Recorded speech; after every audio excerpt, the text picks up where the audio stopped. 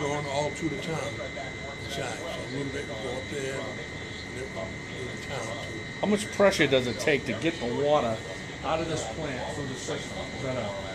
Is there The city runs at various. I mean, obviously, pressure is static, so the pressure doesn't change. The lower elevations have the highest pressure. The higher elevations have the least pressure.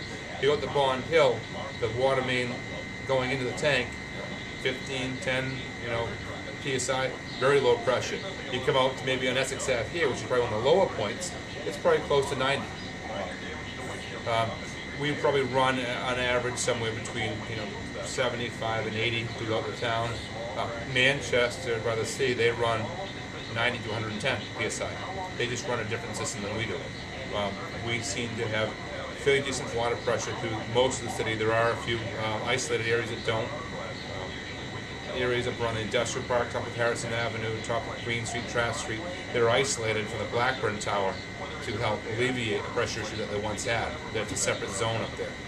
So are there any other pumps throughout the city that, like, you take pushing the water here, further out it gets, obviously it must be harder to push the water. It's all working on static pressure. It's all working on static pressure. Yeah. There are no booster pumps That's right. pushing water No to booster pumps. increase it. We've had them in the past. Years ago we had booster pumps. But now you got the towers and that can speed up.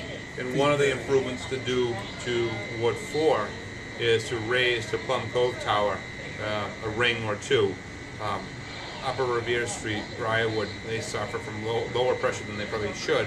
The only way to fix that is to raise Plum Cove, which will help that whole area. But it'll also help get the water through from that tower into the distribution system when needed, because right now that water can sit in the tower for too long and it becomes kind of stale. So that's not part of this money that was appropriated. That's what we consider the non-emergency money, which we talked about. We had a $3.5 million appropriation a few years ago.